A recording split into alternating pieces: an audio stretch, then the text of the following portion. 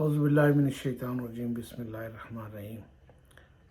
آج کل بہت سارے تجزیے آ رہے ہیں زراعت کے اندر افواج پاکستان کے جو ہے ہمارے ملک کا سب سے بڑا مسئلہ خوراک تو ہے، اور ایگریکلچر کو ایک سائنٹیفک انداز کے اوپر کرنا چاہیے، اس کی ضرورت بھی ہے اور ہمیشہ رہی ہے، کیونکہ ایگریکلچر بیس ہمارا ملک ہے، اس کے اندر ایگریکلچر پروڈکٹ، اور یورپین ملکوں کے اندر جس کی زمین ہے اس کے ساتھ وہ اس کو پیکنگ بھی کرتا ہے، اس کو اینڈ پروڈکٹ کے لیے تیار بھی کرتا ہے، جس سے بنیادی جو زرعی شعبے سے تعلق رکھنے والے چیزیں لوگ ہیں وہ ترقی کرتے ہیں اور ان کے پاس پیسہ فائنانس زیادہ آتا ہے۔ یعنی جو یہاں ٹماٹر آلو پروڈکٹ کرتے ہیں اس کو پھر اس کو پیک کر تک منڈیوں تک ان کو پہنچانے کا انشورنس ہے، اور کیونکہ ہمارے یہاں بارانی علاقہ ہے تو کراپ انشورنس کا کام ہوتا ہے۔ یہ سارا اس سے ہی پاکستان ترقی کر سکتا ہے اور یہ بہت ضروری بھی ہے۔ لیکن بات کرنے کی یہ ہے کہ اس کے اندر ایک جو ہے بہت اچھا ویژن ہوگا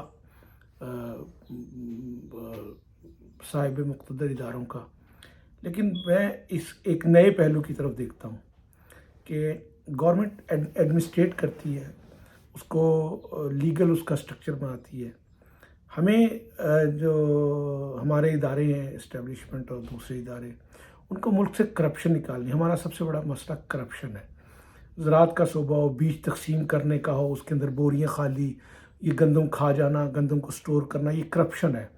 یہ سارے جو کچھ بھی کرتے رہیں گے یہ اوپر اوپر سے ہوتا رہے گا۔ میں اس بدگمانی کا اظہار نہیں کرنا چاہتا، لیکن میرے ایک پہلو کے اندر یہ ہے، جیسے NLC ہے اور FWO ہے، وہ کام کرتے ہیں، مفت نہ کام کرتے، وہ ایک اب نیا شعبہ بنا لیا گیا کہ وہ ایگریکلچر سپورٹ ویلفیئر پروگرام، اس کا نام کچھ ایسا تھا۔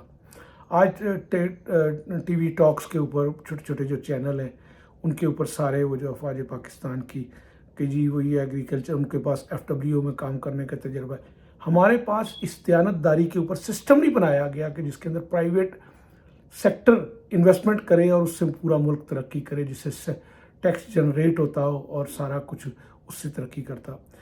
اداروں کا کام ایڈمنسٹریشن کرنا ہوتا ہے، اداروں کا کام ملک میں رول آف لا کو امپلیمنٹ کرنا ہوتا ہے۔ رول آف لا کا یہ حال ہے ہمارا کہ اسٹیبلشمنٹ کے خود ادارے کرپٹ ہو چکے ہیں، یعنی بہت ساری تحفظات مختلف لوگوں کو ہیں، بولنے، اب آرمی ایکٹ کے تحت کسی کو بولنے کے خلاف کو بھی لوگوں کی زبان بند کی جا رہی ہے۔ یہ ایک جبر کے ماحول کے اندر تربیت کا نتیجہ ہوتا ہے کہ لوگوں کو بولنے دیا جائے، بولنے سے شفافیت آتی ہے۔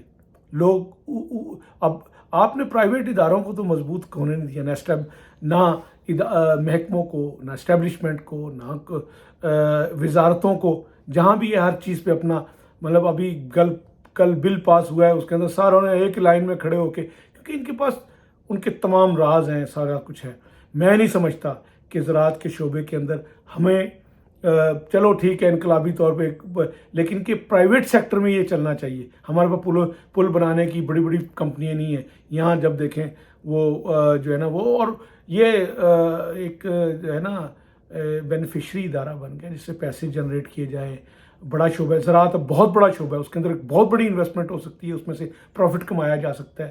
افواج کا ملکوں میں یہ کام نہیں ہوا کرتا، کہیں بھی دنیا میں یہ کام میں نے نہیں دیکھا۔ میں یہاں کینیڈا میں، یورپ کے ملکوں میں پھرتا ہوں، وہاں افواج پاکستان کے یہ کام نہیں ہے جو کوئی ہمارے ملک کی افواج پاکستان کر رہی ہیں، جس کے نتیجے میں سول ادارے کرپٹ پہ کرپٹ اور نااہل ہوتے چلے جا رہے ہیں ادارے۔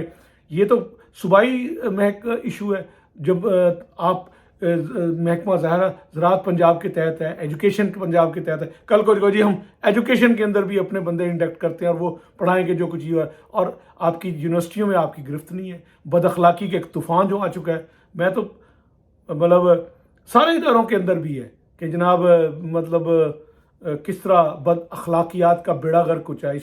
اس کے اندر ہمارے دفاع کے ادارے بھی جو ہے نا وہ باہر نہیں ہے، وہ ان کے اندر بھی ہے ساری کہانی ہے جو نا آج سے نہیں ہے، ورنہ یہ جو ہے میجر اعجاز حسین قادری، ان میں کہاں سے حوصلہ پیدا ہوتا ہے؟ ان کو یہ پریکٹس پہ کیا ہوا ہے سارا کچھ انہوں نے کہ جی کچھ نہیں ہوتا، یوں کر لیں گے وہ کر لیں گے. اب یہ سارا کچھ بیان کر رہے ہیں.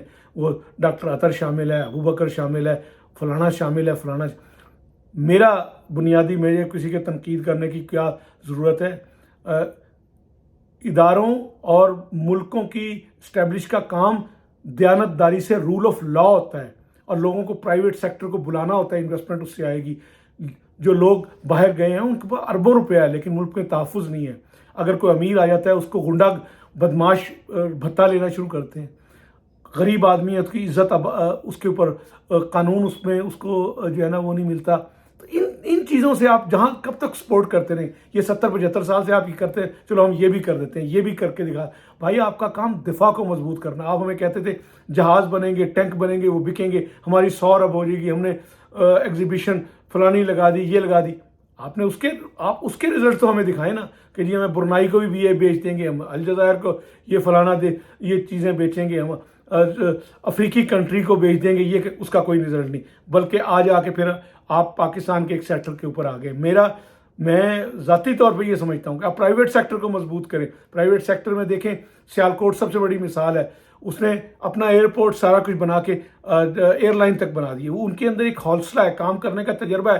آپ انہی لوگوں کو کریں تو یہ تحفظ دیں تو یہ دوسرے شعبوں میں ہی آ جائیں گے. افواج پاکستان کا کام جو ہے نا مطلب ایک ایمرجنسی کی صورتحال میں ملک کو دینا ہے، نہ کہ قانون سازی بنوا کے دینا، ان سے ووٹ ڈلوانا، لوگوں کو کرنا، اپنے سیاسی قیادت تیار کر کے، اور سارے تجربے کے سارے. اور میں تو اب آج اس نتیجے پہنچا ہوں 70 میں. آپ نے اس ملک کو یہ امریکہ ایک اسلامک سرکل نہیں بنانے دینا چاہتا، جس کی وجہ سے افواج پاکستان اس کو سپورٹ کرتی ہے.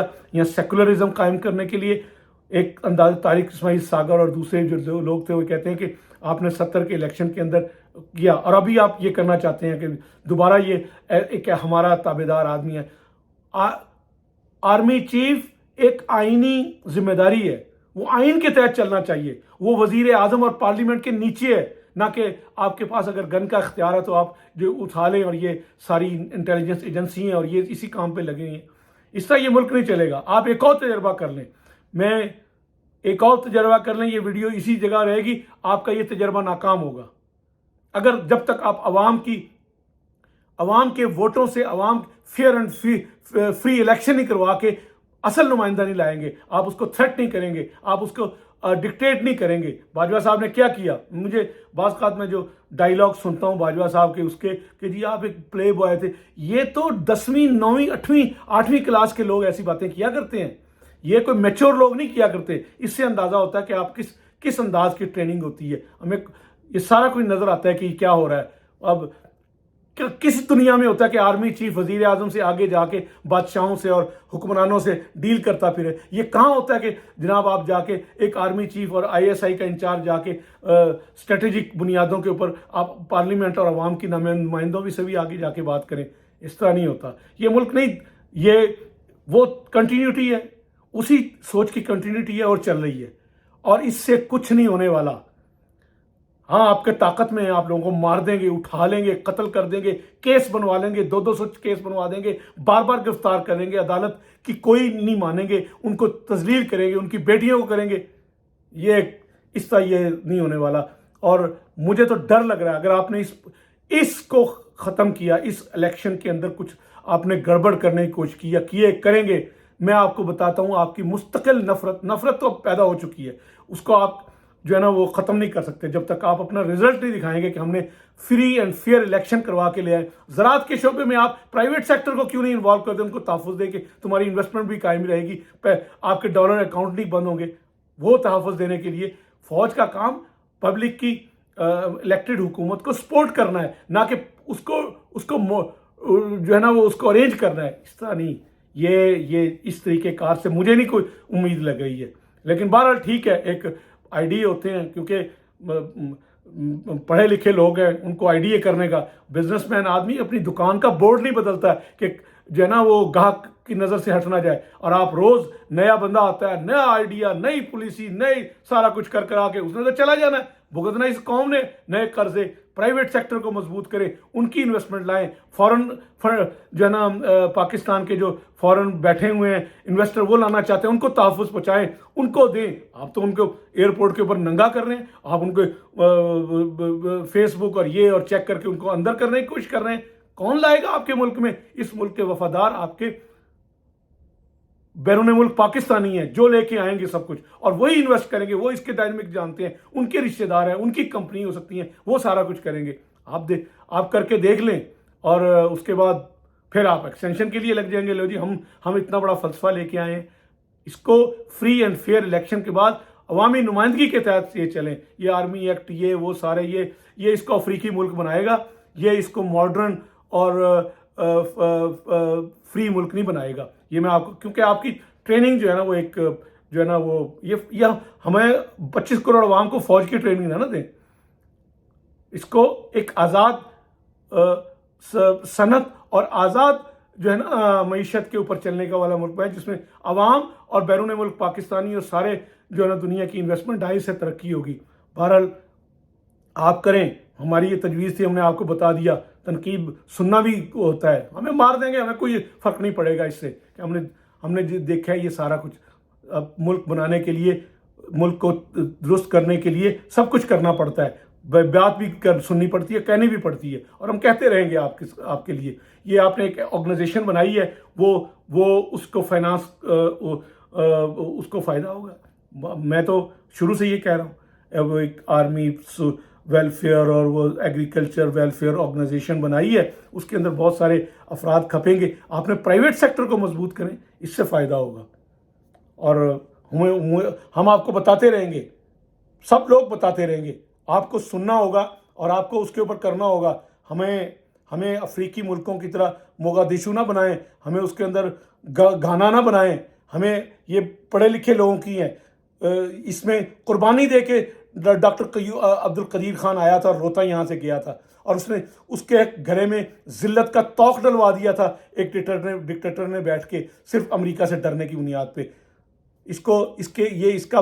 इस मुल्क का नाम इस्लामी जमहूरियत पाकिस्तान है। इसके अंदर आपने पाकिस्तान की नज़रियाती इस्लामी क़ुव्वतों को भी हमेशा पीछे किया, ताकि यहाँ करप्ट और बदमाश और लिबरल किस्म के लोग आते रहें, और उनसे डरा के उनको ताकतवर कर दिया। और वो क्योंकि उनकी फाइलें आपके पास हैं, वो सब कुछ करने के लिए तैयार हो जाते हैं, और बकाया जो गरीब अवाम है वो उनके हालात नहीं बदल रहे हैं तो यहाँ मराद याफ्ता तबके के हालात बदल रहे हैं।